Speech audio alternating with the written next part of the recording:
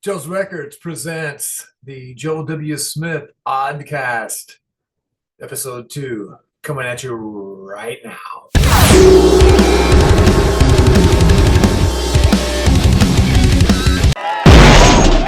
Thank you. Thank you so very much. I am so appreciative of each and every one of you for attending the Joe's Records presents Joe W. Smith Oddcast Volume 2, Episode 2. Exciting stuff. Let's see if we can get this right the second time. We are so pleased to be here for you guys. We got a lot of stuff coming up we think are pretty interesting. We're also going to be doing my extremely opinionated top 5 list of the week. That's super important. We'll do our induction into the Joe's Records Hall of Fame for one female and one male person. It's vital to the Joe's Records organism. We'll be doing that every week. Some people that we think are super important, and you definitely want to stick around if oh my goodness, wouldn't that be fantastic? Lastly, my exclusive interview with local St. Louis rock star and Joe's Records STL employee Joe Meyer. But first, this word from our sponsor. Oh my god, look at all these cheap records here at Joe's Records STL. 20 to 40% off massive overstocks and dated titles at Joe's Records STL. Oh my god, oh my god, oh my god, oh my god. Bob Seger, Jellyfish, 21 Pilots, ooh, Stevie Nicks. Joe's Records STL, 20 to 40% off our super overstock sale. Wow, supplies last.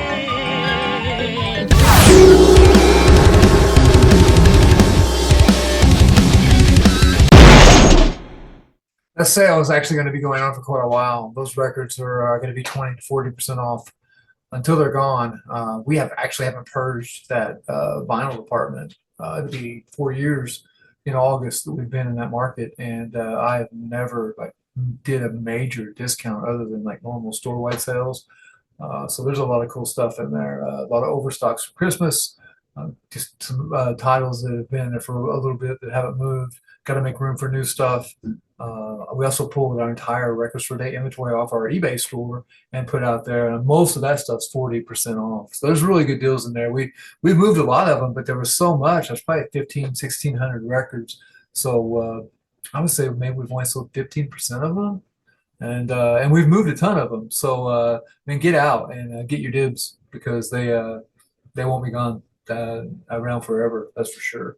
And we're excited about that sale. So click on by and check it out. Time for our 2 new Joe's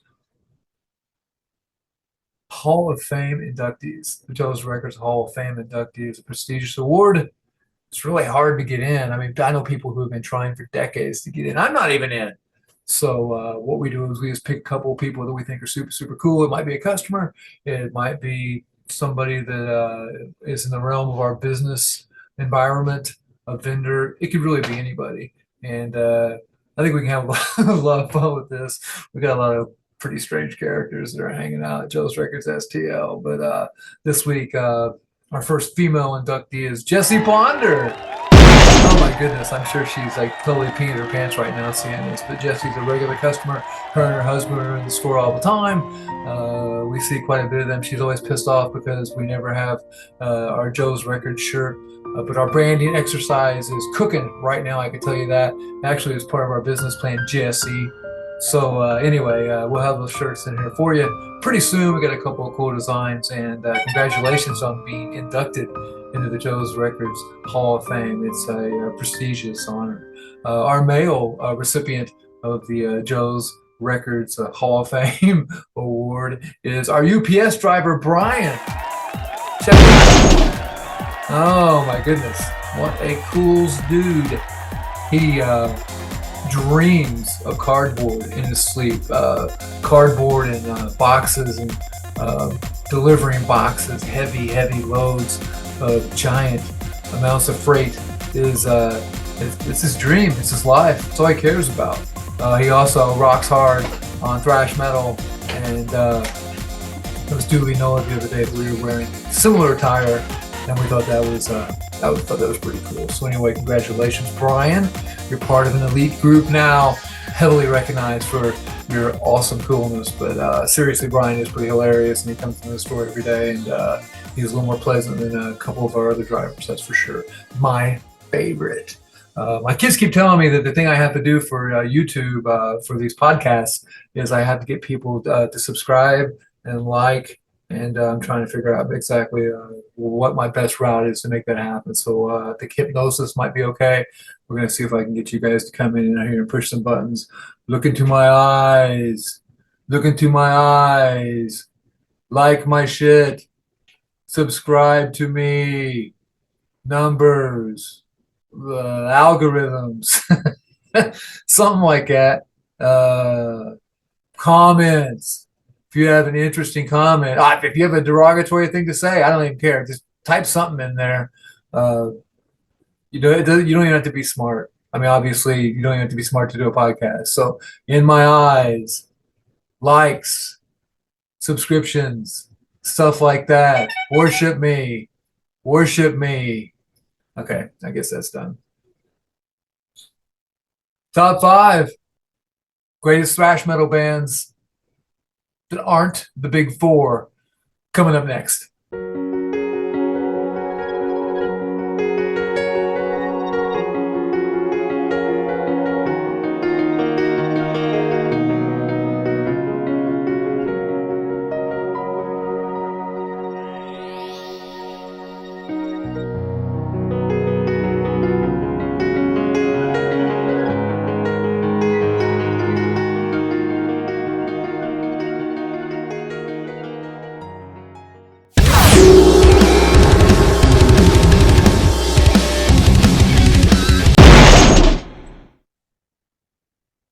Well, here we are, and we are going to count down the top 5 thrash metal bands of all time that weren't part of the big 4. And of course, the big 4 being Metallica, Megadeth, Anthrax, and Slayer. Maybe later on we'll touch on when I think about those 4 and rank those guys. I have some pretty strong opinions about that too. I love all 4 of those bands. But there's some other pretty cool thrash metal bands, especially in like the classic thrash stuff that I think are definitely worth mentioning. One of which is actually my all-time favorite thrash band, which we're going to discuss here in a moment. I think it's a pretty cool exercise. Let's get started. My number 5 favorite thrash metal band that is not part of the big 4 is Brazil's Sepultura. Now, a lot of people will say, hey, man, Sepultura is a death metal band. And I certainly agree that they certainly have a lot of sounds that would back that notion up. They were also on the RC label, which was part of the Roadrunner group that was absolutely inundated with death metal bands, Deicide, Obituary, just to name a couple. But, I mean, deep down, I always felt like they were a thrash band.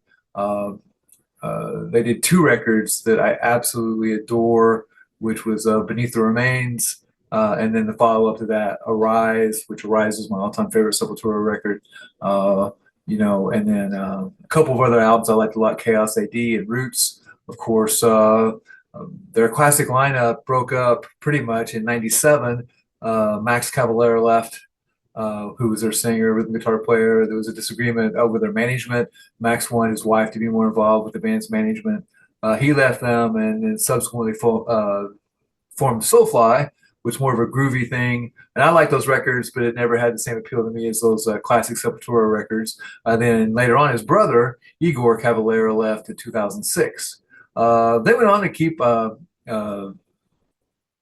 recording pretty cool records. I thought the guitar player Kisser, he was still around. And then they brought in Derek Green after Max left. I wasn't in love with their earlier stuff as much with Derek, but the last 2 records they've done are actually really good, a little more experimental. But my number 5 is absolutely Sepultura.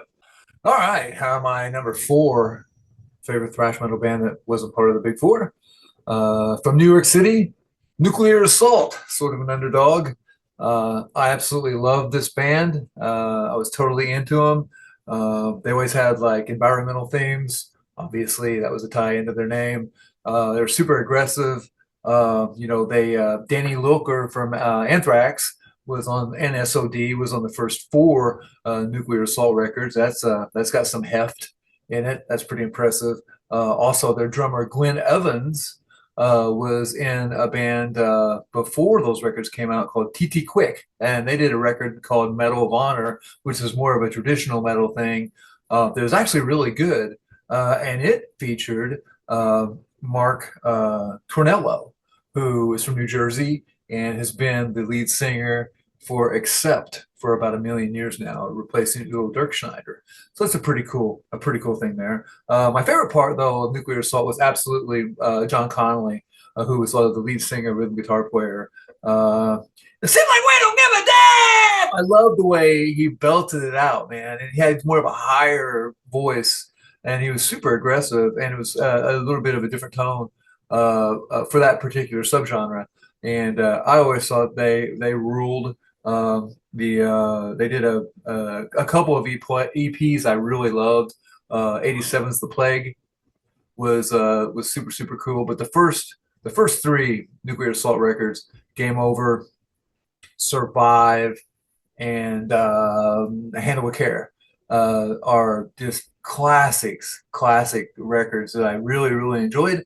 I love that band's sound. I always love Looker's just grindy ass bass tone. Play with the pick. Kind of a DD Verney thing. I guess that's like an East Coast thing. I don't know, but and we'll talk some more about him in a second too. But at number four, Nuclear Assault. Number three on my list of greatest thrash metal bands that weren't part of the top big four is Testament from San Francisco. And you could call these that they've done so many different kinds of things. They are groovy. They did a death metal record, Demonic, that ruled. They had a lot of death metal overtones sometimes, especially in their vocal thing. But man, what a fantastic catalog of music.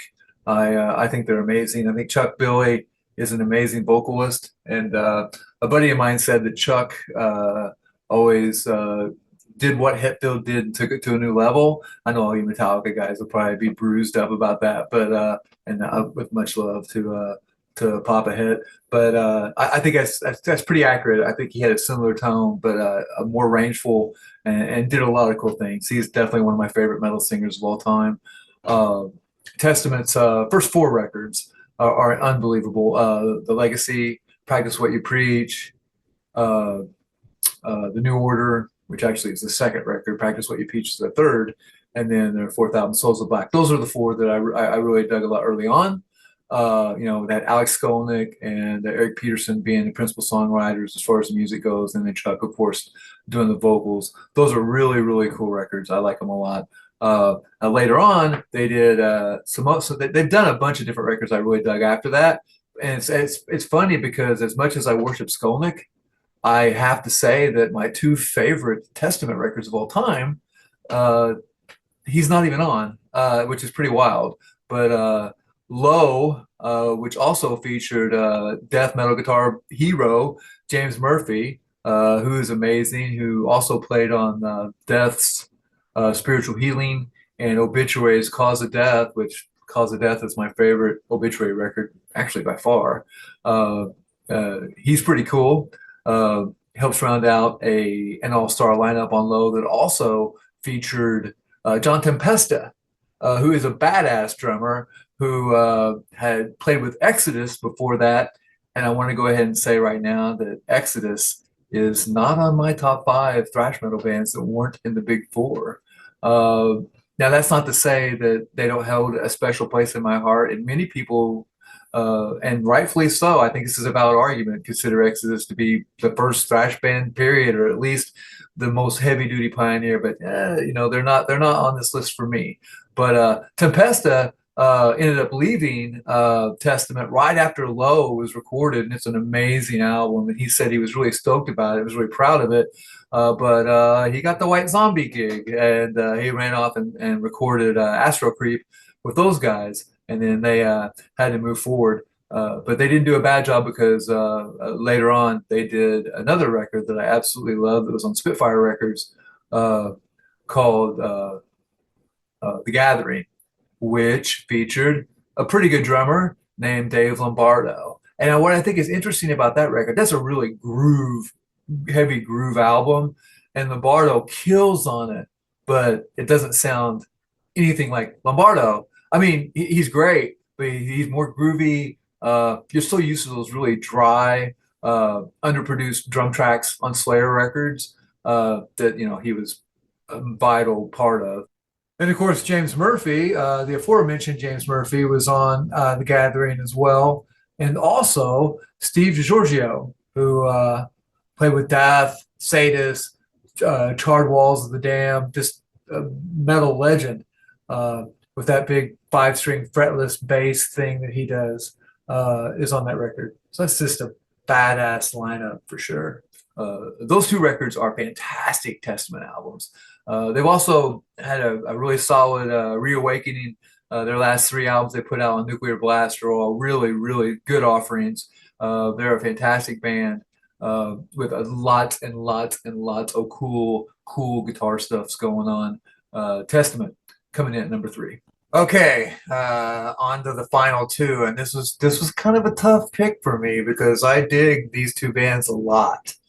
I wouldn't say I flipped a coin. There was a clear winner, but it was very competitive as we got to the apex of this list, if you will. But my number 2 all-time favorite thrash metal band that is not part of the Big Four is East Coasters Overkill.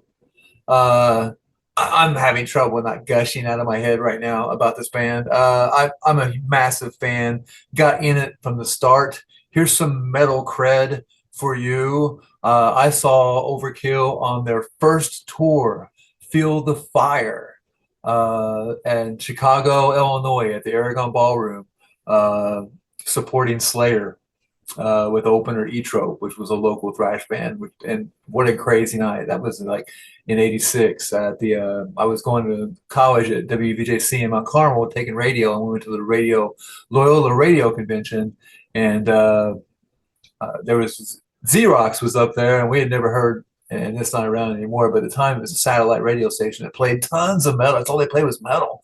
King Diamond's No Presents for Christmas had just come out. That was the first King Diamond solo thing, and they were playing. It was November, kind of Christmassy, and they were playing it constantly. We were blown away by this radio station, and it popped up that Slayer was in town, and Randy Spear, who I went to college with, talked me into going to that show. And man, I definitely wanted to go see the show, but I mean, I was 19 in Chicago, never been there. It was definitely city looking at the country mouse kind of situation. But we went and it ruled. Rain and Blood tour, pretty cool stuff.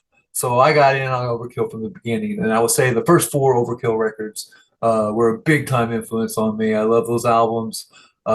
Taking Over came out while that very next year, and man, we played it on Monday Night Metal at WBJC all the time. We love that record.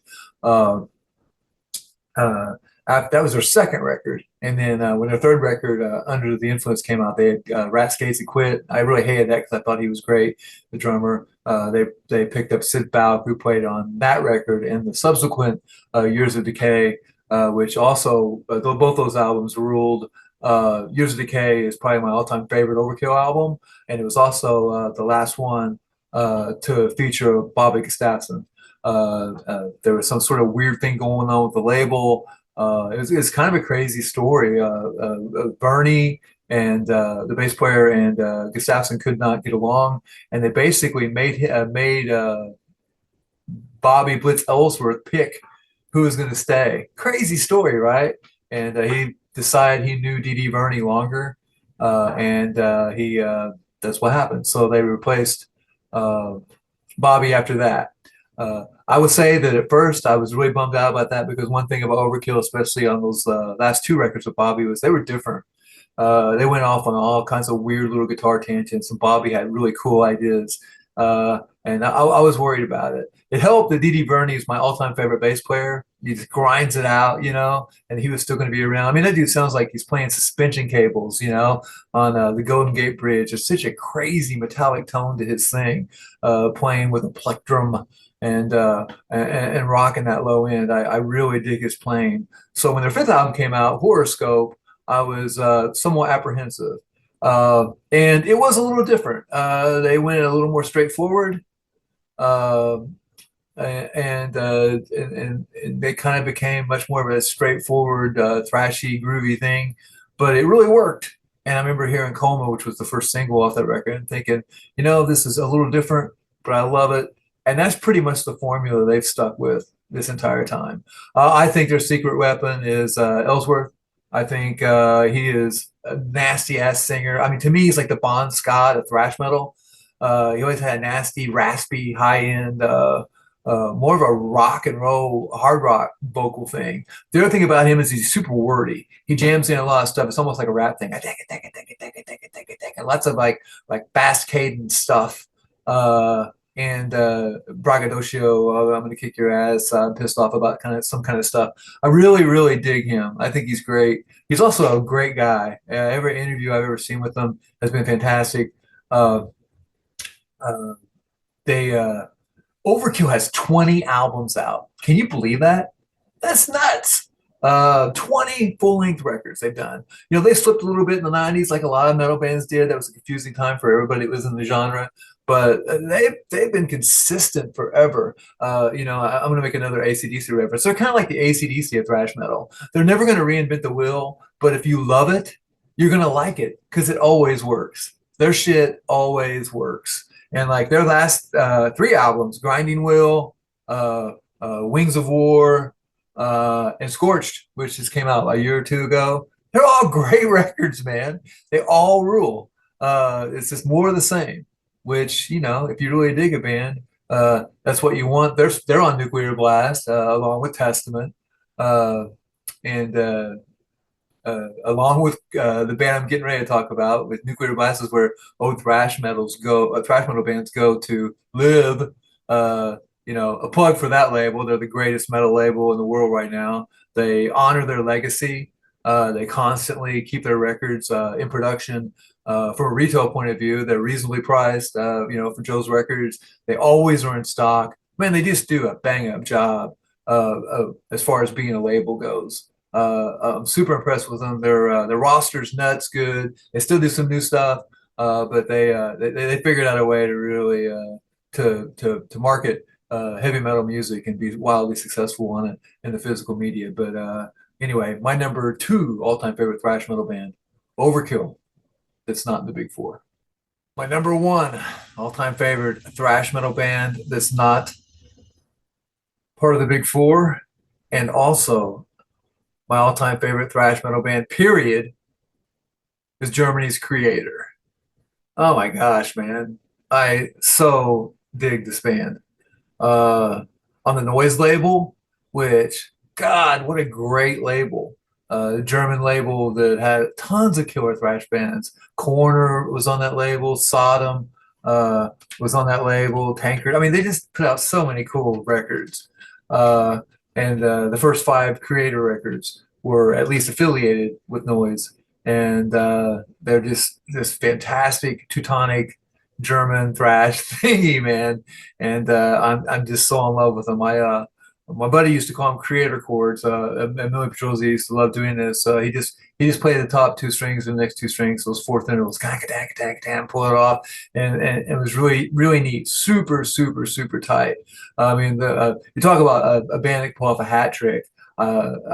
Screw Three, the first five Creator albums absolutely rule.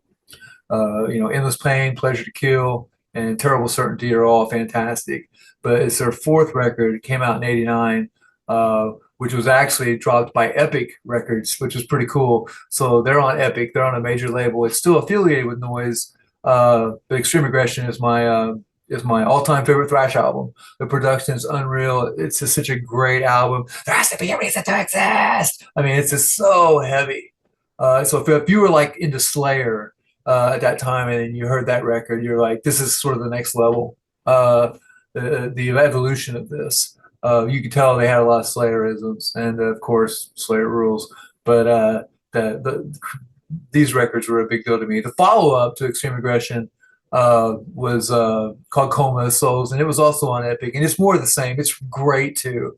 Not quite as cool as as extreme, but really, really close. Some Pain Will Last is probably my all-time favorite Creator song. It's a little slowed down for them too. It opens up side two of Extreme Aggression. But man, those first five records are just fantastic. Vintnor, their drummer, Jürgen Vintnor Real. It's a German name. I think that's how you say it, right? I need to pay more attention to these 10,000 interviews that I've watched. That dude he's been with them from the start, and he's one of the greatest double bass badass thrash drummers that's ever lived. It's pretty cool that him and Millie Petrozzi have been together this long and continue to produce records. But they had a little bit of dip in the '90s. It's a common tale. They did a record I really don't like at all called Renewal that actually came out right after Coma of Souls, and there's like industrial sounds on it, which I like a lot of stuff like that. But it just seemed forced, just a typical metal band in the '90s trying to find their way to figure out what happened, because the '90s was such a bad decade for almost all of metal and all the traditional subgenres. But I was not into that record, and there's about two or three records there in the middle that I'm not nuts about. But in 2001, they changed guitar players and they picked up a guy named Sami Uri Serenio, and he's from Finland, and that's when it all changed again. I know that Millie Petrozzi is still the principal songwriter, and it's all his baby, but that guy added a little bit of a twist and some melodicism to them that was a little bit different. And then and at the same time, they still got back to their roots and were writing really cool thrash songs. What you saw with Creator, they started to explore within their songs, especially during lead solos and more musical passages, kind of letting the new guitar player kind of find his way and get his thing on. You could tell that Millie was purposely writing different musical arrangements so that guy could do his thing too. And I love it. It's more melodic. It's like some melodic stuff within the thrashiness. There was a dude I remember in our store in Cape Girardeau came in. He was all totally shitting on Phantom Antichrist, which ruled, and saying they're a power metal band now. Like what? They're just, they're melodic, man. They've added some melodicism, but they're still, this fantastic thrash thing. But their last albums, they're all unbelievable. The last five records have all ruled. Enemy of God is a fantastic album. Aforementioned Phantom Antichrist. Gods of Violence, which is probably my favorite Creator record with Sammy of the newer stuff. Man, it's so fun. Such a great record. Just front to back. Every track just totally rips. So Creator banging it out on Nuclear Blast Records, putting out very cool, relevant rock, metal, thrash records that are just top of the heap. They are a credit to their genre.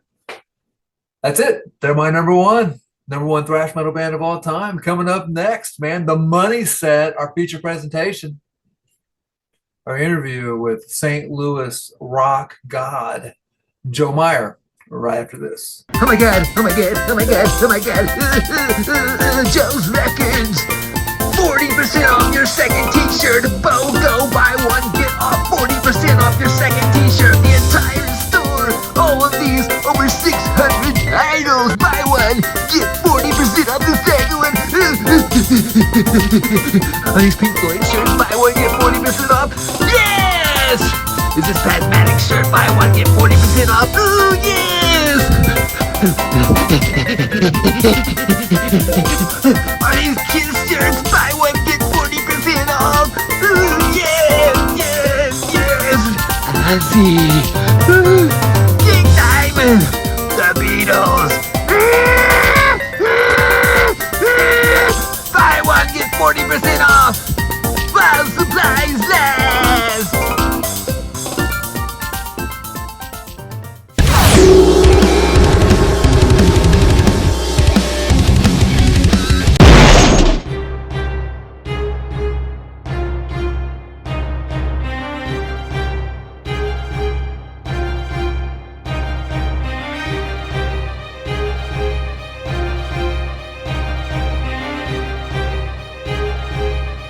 right, ladies and gentlemen, our feature presentation. Oh my God. I'm kind of freaking out. I'm kind of nervous, man. I mean, I'm around you all the time during the day, but it's really, I don't know. This is just different, man. This seems like really intense, man. So, hold my hand through this, okay? I Ladies will. and gentlemen, Joe Meyer, drummer for Super Jam, and also daytime sales associate at Joe's Records STL, which is pretty killer too. I think the Super Jam thing might be a lot better though. What's up, Joe Meyer? How are you? It's a close second. I'm good, man. How are you doing? Doing good, man. Thanks for coming in here and giving us some heft, some big weight on our podcast, man. This is our second one. I can feel those likes filtering right now. I am honored to be here, and I hope I am fishing us some likes this evening. Now I tell people all the time, man, that Joe Meyer is the only person I ever sent home early from work for making me laugh too hard. I actually got out of corrective action and everything. I'm like, dude, you can't act like this here, man. You're killing me. That is true. There's also been some good reactions to random customer interactions that have sent me home early also, as well too. But my son was a big fan of Elton John. So what am I supposed to do? That's such an important inside joke. I don't think we can. That's too inside. It's so awesome. I don't think there's anybody else that will ever understand it like we do, It's true. It's also Eric Shepper. Yeah, he gets that joke. Is the only other guy, man. That was like the planets aligned for that, man. Yeah, that was awesome. That was amazing. It was just like, it just kept thinking, there's no way this can get more ridiculous, but it kept going, man. Just kept getting more crazy. That was a fun time. That might be when I truly realized that at least from like a man, like in a man relationship, that I thought you might be my soulmate. I think I only talked to you like 2 or 3 times. Everybody's like, really? Who gives a shit? What are they talking about? I don't even know what they mean. Good Lord. I'm like, hey, flock of Seagrams. You're like, that's not even the best guy that comes in here. I don't know. I mean, there's so many. Pillbox Johnson certainly comes to mind. Could you hit me up with a chorus on that real quick? What do you think? Pillbox Johnson, he wants his 1 for 3. He's got a pill to can. He's got a pill of pennies. He'll spend all your money. Yeah, pillbox, dude. Oh my goodness, it's like it's really not fair because people out there in the world are never going to really experience the kind of happiness that we get in that store. It's true. So many opportunities to spread mirth and joy throughout South County Mall at Joe's Records STL, and I just feel so privileged to be a part of all the fascinating characters that are in your orbit, Joe. It's fantastic, man. And I got to give it to a lot of the peeps that come in, man. They're regulars, and I dig it. It's like it's a television show. They're saying the same thing about us when they go home. They're like, here's these morons. 2 jackasses. Here's these two Muppets. Great. We're blessed with a cool staff there right now. That's for sure. Oh yeah, a lot of good times. But Joe's a super accomplished musician. Super Jam has pretty much been the #1 rock band in the St. Louis market forever. When I was in Throw the Horns, I felt like I was the Avis of rock bands. We're #2. We always try harder. We just couldn't eclipse the Super Jam machine. But it was always great seeing you guys around town because you're always a legit outfit for sure. Thanks, how's Super Jam going? What's going on that line, man? Super Jam, this year's 15 years of Super Jam, which is crazy to think. But it's going great, man. It's still a lot of the original guys in the band. Eric, Dave, Jim Wolf's practically been there from the beginning. George Patsos has been in the band now for 5 or 6 years. I've been back in the band for almost 3 again. But it's been great, man. Yeah, 15 years, which for any band just seems like an eternity. But yeah. Well, I know you left for a minute and then you come back. I tell you, that's what's a sign of having your act together. When people will, will bring you back into the fold when there's an opportunity there. Despite all of your mental quirkiness. But Despite all the lawsuits and the fact that we hate each other. No, it's great. You know, no. I don't know, like personal differences and musical differences. I love them both so much. It's hard to pick a favorite, you know. It's hard to pick a, yeah, right. Like, yeah. But no, sorry, go I think ahead. we should play this Sammy Hagar song. I hate you. Yeah. No. That's important stuff, man. I mean, you got to put your foot down. You got to draw the line in the sand, man. You know what I'm Oh saying? yeah. Yeah, definitely. No, it's been good though, man. We all get along well, and yeah, you know, Yeah, we all have lawyers, so that's good. Yeah, You're blessed. You're blessed to have them in that's true. in your topsoil. That's for sure. But yet now you do a lot of different stuff around town. You've been a working guy forever, held in high esteem. Probably the nastiest, you know, rock groove drummer in the market. You always come highly accredited. But I know you did some other stuff. I know you now you toured with Craig Campbell. You played and you played on that Warner Brothers Ricky Montgomery record, right? I did. So I lived in Nashville for 3 years, from 16 to 19, in which I toured with country singer Craig Campbell. Then we got to do the Today Show and the Grand Ole Opry and a Luke Bryan tour and stuff. That was a blast. And then, yeah, I tracked 5 of the 10 songs off Ricky Montgomery's first album called Montgomery Ricky, which came out on Warner Brothers. And I think 2 of the songs on that album went platinum. And Ricky's, you know, having a great run out there now and doing great. So yeah, very, very cool things. Yeah. Yeah. It's nice to have that feather in your cap. And then didn't you track a Sunbolt song too? I did. So I've worked with Jay Farrar off and on for a few years here, tracking a few things, but one song wound up on the Sunvolt Electro Meloder album. Oh, you're so cool. You're not. Say it I right. can't remember the name. You're like, oh, I did so many cool things. It's hard. Yeah, sorry, yeah. That one record by Doris Day. No, the yeah, I can never pronounce it, but a song from that a track I did wound up on there, and Jay's always been a great guy to work with and super cool to me. So yeah, it's been very cool. That's really cool, man. I mean, not only is that like a big deal for all kinds of people in the whole Americana scene all over the world. Yep. It's kind of got some local flavor to it too, you know. So that's Yeah. pretty neat for sure. Now, you know, I don't know if you knew this about me or not. There's so many things about me. I'm such a Renaissance man, you know, but I went to school for radio TV broadcasting. I came up just short getting my degree, but I was a radio guy, and I know you're doing that Roots show over there. Tell us about that. Mondays, noon to 2, I'm on a internet streaming radio station called the Roots.fm, and I have a show called Blue Grooves. A lot of my career, too, I was a blues and rhythm and blues and soul drummer with a lot of different bands, toured a lot, played a lot of gigs.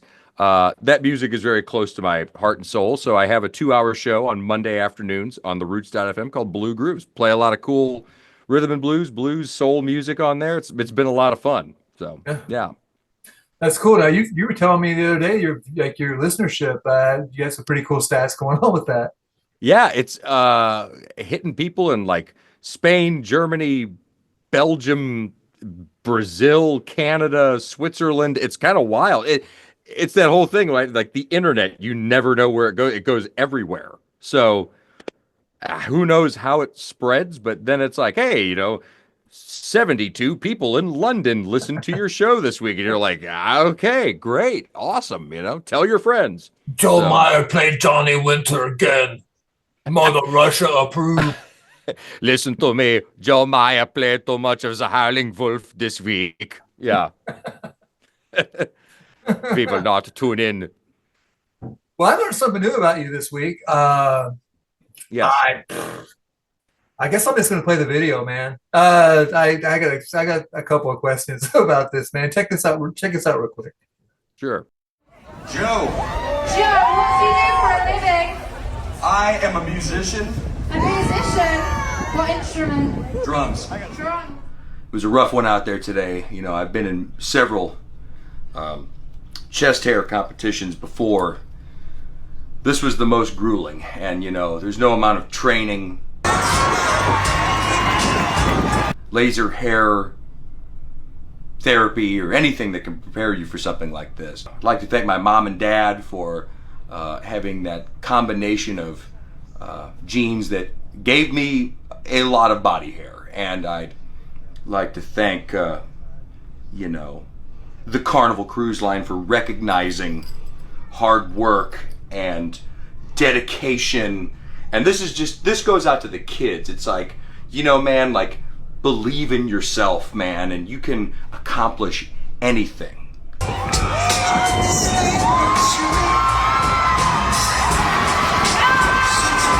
Chest hair champion of the Carnival Cruise Line. It's all within reach, man. Just believe in yourself, man. And I'm gonna celebrate with this nice bottle of champagne, a nice trophy. I'm gonna maybe let my underwear dry off. It's a big day in my life. So thank you. Thank you.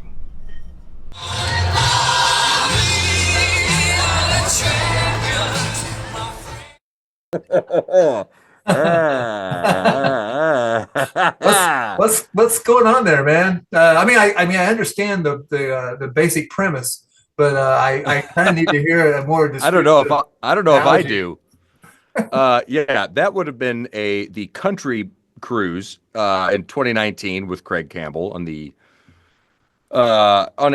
chest hair competition, in which I was convinced by the band and Craig to join, as it is no big deal and not that many people go to it, to end up humping a shower stall in my underpants to take home the coveted prize of chest hair champion with a $5 bottle of champagne and a medal. So it was totally worth it. My parents are in it to win it, man. My parents are very proud.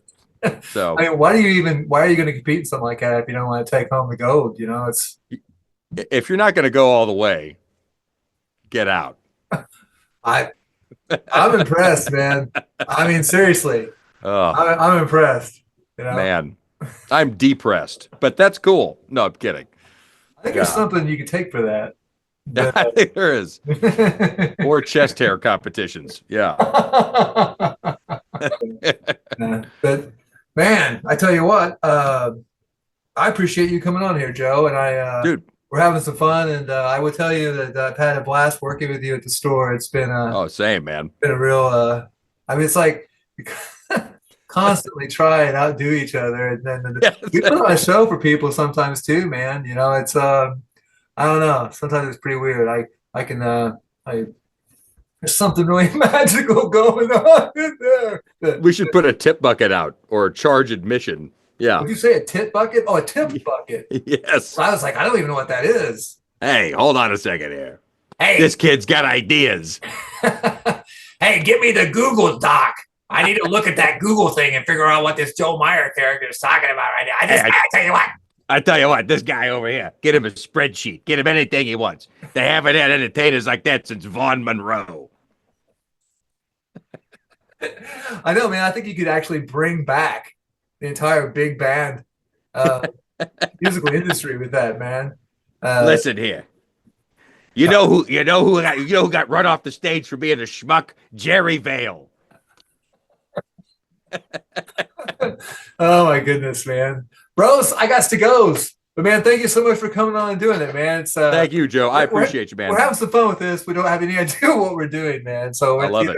It's either really, really, really bad or just pretty bad. But yeah, we're working. I like it. I'm into it. I'll see you later, man. All right, thanks, man.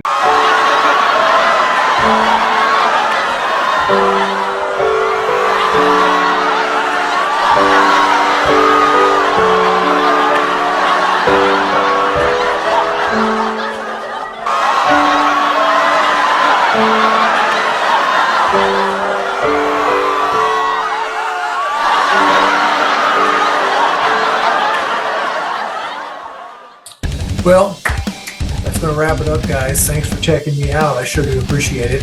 I'd like to thank Joe Meyer for coming on here and helping me make a fool out of myself. You can come to Joe's Records STL in South County Mall and see that happen on a daily basis, 3 or 4 days a week for sure. We'd like to congratulate again Brian and Jesse for being inducted into Joe's Records Hall of Fame. That's a good time, always. We are very appreciative of you guys coming out and checking us out here.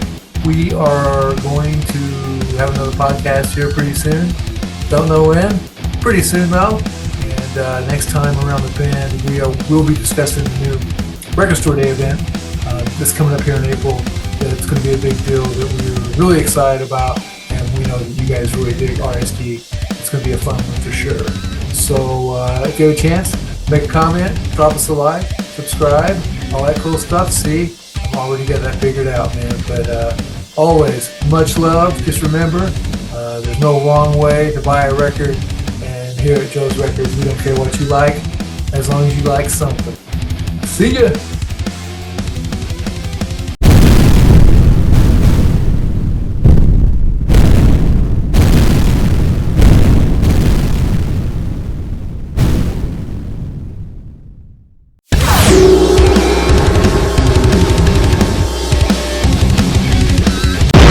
I was like, Supertramp, those guys owe me some fucking cash. Give me my lawyer.